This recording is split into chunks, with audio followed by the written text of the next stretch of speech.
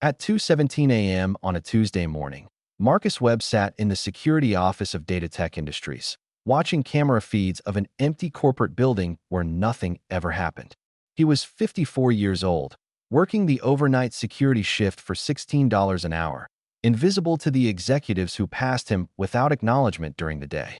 But that night, Marcus noticed something on the security monitors that would save the company from a $50 million cyber attack, expose a major security vulnerability, and prove that the people companies value least are sometimes the ones who save them. This is the story of how a security guard everyone overlooked became the hero nobody expected, and how his actions sparked a complete transformation in how a Fortune 500 company thought about every single employee. This isn't just about one man stopping a crisis. It's about what happens when you pay attention, when you take your job seriously even when nobody's watching, and when you refuse to believe that your position defines your worth.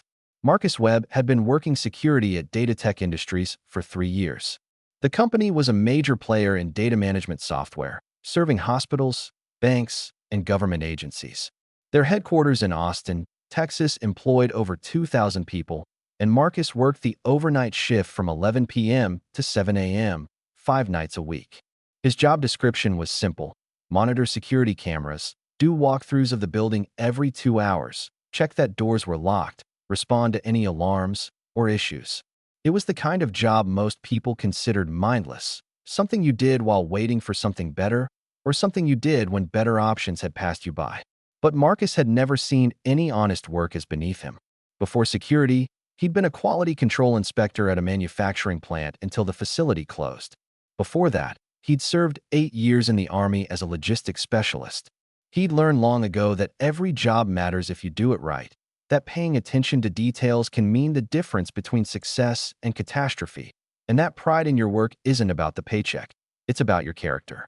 So while other overnight security guards might have scrolled through their phones or watched Netflix during the quiet hours, Marcus actually watched the security feeds. He learned the building's patterns. He noticed which lights stayed on, which doors got used, which areas had activity even during off hours. One thing Marcus had observed over his 3 years was that certain parts of the building saw activity late at night, specifically the IT department on the 4th floor. Occasionally, he'd see IT staff working late on urgent projects or maintenance. He'd learned to recognize the handful of IT employees who regularly worked odd hours. There was Sarah Chun, the senior systems administrator who sometimes worked until 2 or 3 a.m. on server updates. There was James Rodriguez, who handled network security and kept irregular hours. Marcus knew their faces, their patterns, the way they moved through the building. He took pride in knowing who belonged and who didn't, even though nobody had ever asked him to memorize faces or track patterns. It was just him being thorough. On this particular Tuesday morning, Marcus's camera feed showed someone entering the 4th floor IT area at 2:13 a.m. Nothing unusual about that. IT people kept weird hours. But something nagged at Marcus. The person on camera was wearing a Data Tech security badge and IT department lanyard, but Marcus didn't recognize him. The body language was different, furtive, checking over his shoulder, moving quickly to a specific workstation. Marcus zoomed in on the camera feed. The person was male, medium build, wearing a Data Tech polo shirt that IT staff typically wore. Everything looked legitimate. But Marcus's instincts, honed through years of military service and attention to detail, told him something was wrong. Marcus checked the access log on his computer, the system that tracked badge swipes throughout the building. The badge that had accessed the 4th floor belonged to James Rodriguez, the network security specialist. But Marcus knew James. And the person on that camera wasn't James. Wrong build, wrong walk, wrong everything. Someone was using James's credentials to access the IT area in the middle of the night. Marcus's heart rate increased. This could be nothing. Maybe James had lent his badge to a colleague. Or this could be exactly what it looked like: unauthorized access to one of the most sensitive areas of a company that managed data for hospitals and banks. Marcus made a decision that most security guards wouldn't have made. Instead of assuming it was legitimate, instead of shrugging it off as not his business, he picked up the phone and called the IT emergency line. A groggy voice answered, Sarah Chun, who was on call that night. Sarah, this is Marcus from security. I have someone on the 4th floor using James Rodriguez's credentials, but it's not James. I need you to look at something. Sarah, suddenly wide awake, asked Marcus to send her the camera footage. He did, using the security system's sharing function. There was a pause. Then Sarah's voice came back sharp and urgent. Marcus, that's not anyone from our department. And that workstation he's at? That's our main server access terminal. If someone unauthorized is there, they could be accessing everything. Client data, financial records, everything. You need to stop him now. Marcus didn't hesitate. He immediately locked down the fourth floor using the building's security system, preventing anyone from leaving the area without management override. Then he called 911, reported a potential corporate intrusion, and headed to the fourth floor himself. As he moved through the empty building, his training kicked in. Assess the situation, ensure your own safety, contain the threat. When he reached the fourth floor, the person he'd seen on camera was frantically trying to exit through the locked security door, realizing he was trapped. Marcus approached carefully, staying at a safe distance. Sir, I need to see your identification. The man spun around, and Marcus could see panic in his eyes. I work here. I'm IT. There's been a mistake. Marcus kept his voice calm but firm. Then you won't mind waiting while we verify that with your supervisor. The police are on their way. The man's expression shifted from panic to calculation. He pulled out a phone, and Marcus tensed, ready to respond if this became dangerous. But the man wasn't making a call. He was deleting something, his fingers moving frantically across the screen. Stop what you're doing and put the phone down, Marcus commanded, using the authoritative tone he'd learned in the military. The man bolted, trying to push past Marcus to reach the emergency exit. But Marcus, despite being 54 and working a desk job, hadn't let himself go soft. He blocked the exit, and when the man tried to shove him aside, Marcus used basic defensive tactics to restrain him without injury until police arrived 3 minutes later. Officers took the man into custody, secured his phone and laptop bag, and began processing the scene. By then, Sarah Chun had arrived at the building along with Data Tech's chief information security officer, who'd been called out of bed for the emergency. What they discovered was worse than anyone had initially realized. The intruder, whose name was Kevin Marsh, was a former Data Tech contractor who'd been terminated 6 months earlier for poor performance. He'd stolen James Rodriguez's credentials through a phishing attack, using them to gain after-hours access to the building.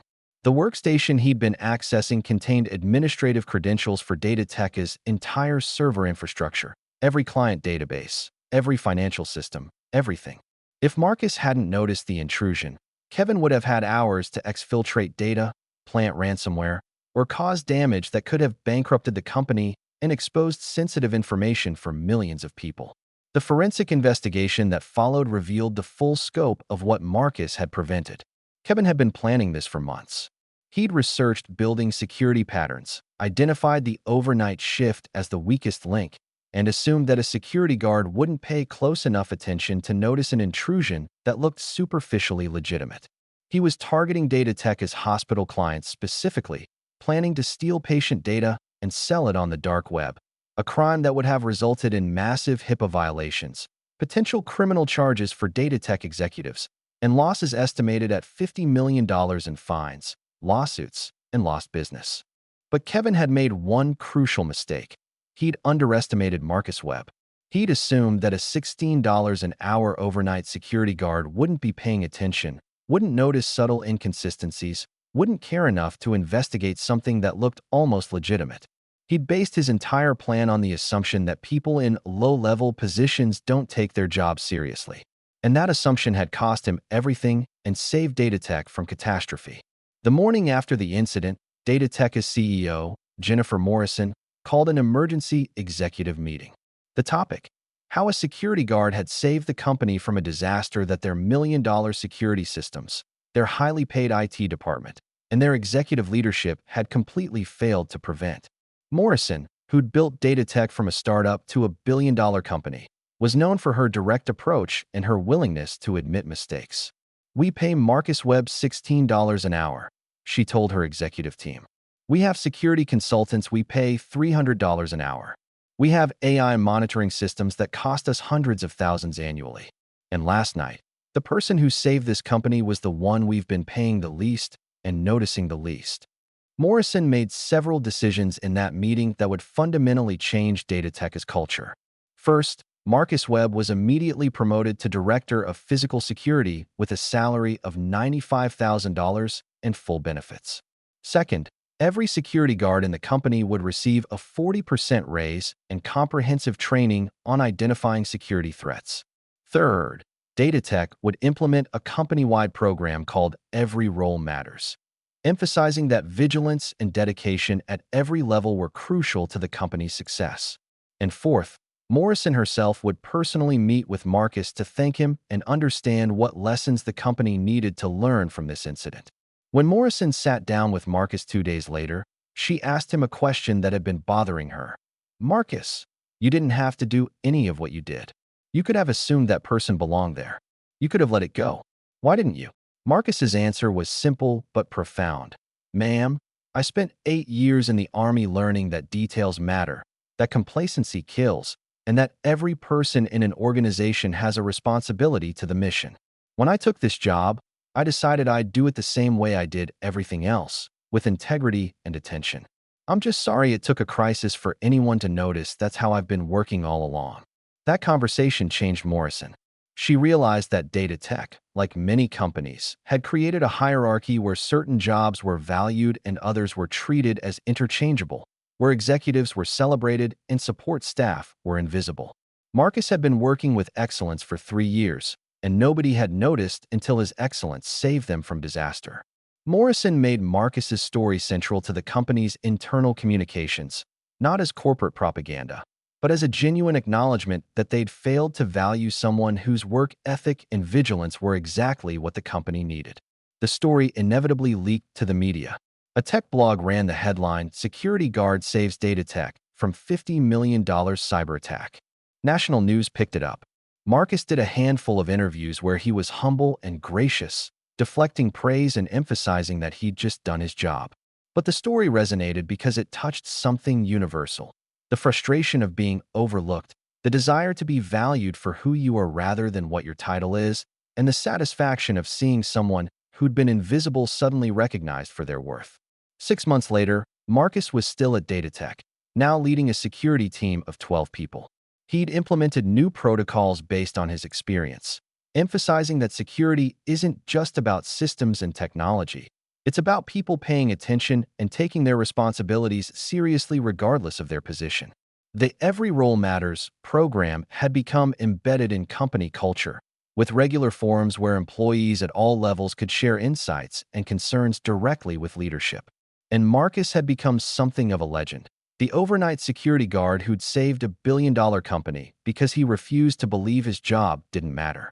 Today, Marcus Webb is Director of Security at DataTech Industries, making a salary that reflects his value and leading a team that treats security as a shared responsibility across every role. Kevin Marsh is serving a federal prison sentence for computer fraud and attempted theft of protected health information. And DataTech has become known in the tech industry not just for their software, but for their culture of valuing every employee's contribution regardless of title or position. This story matters because it challenges the way we think about work, value, and hierarchy. Marcus was doing the exact same job before the incident that he did the night he became a hero. The difference was that one night, his vigilance intersected with a crisis that made it visible. But here's the thing. Marcus had been that vigilant every night for 3 years. He'd been taking his job seriously, paying attention to details, caring about his work when nobody was watching or caring back. He didn't suddenly become excellent the night he stopped Kevin Marsh. He'd been excellent all along. The crisis just forced everyone else to finally see it. How many other people are working in your organization, in your community, in your life, with the same dedication Marcus showed? But nobody notices because there hasn't been a crisis to make their excellence visible. How many security guards, janitors, administrative assistants, maintenance workers, and other invisible employees are doing their jobs with integrity and pride while being overlooked and undervalued? Marcus's story is a reminder that excellence exists at every level, that people's worth isn't determined by their salary or title, and that sometimes the most important person in your organization is the one you've been paying the least attention to. If this story resonated with you, share it with someone who feels invisible in their job. Share it with someone in leadership who needs to remember that every employee matters. Share it with someone who's been working with excellence even though nobody's noticing. Drop a comment telling me about a time you or someone you know was overlooked until a critical moment proved your worth. Hit that like button if you believe that every honest job deserves respect and every person deserves to be valued for their dedication, not just their title. Subscribe because we tell stories about ordinary people doing extraordinary things, about heroes who don't fit the stereotype, and about moments when the system finally recognizes what should have been obvious all along. Marcus Webb was just a security guard making $16 an hour, until the night he saved $1 billion company from a $50 million disaster. But the real story isn't that he became a hero that night. It's that he'd been a hero all along, working with integrity and attention and pride, waiting for someone to notice that the person watching over them while they slept actually gave a damn about doing it right. Don't wait for a crisis to recognize the people around you who are doing their jobs with excellence. Notice them now. Value them now. Because the person you're overlooking today might be the one who saves everything tomorrow.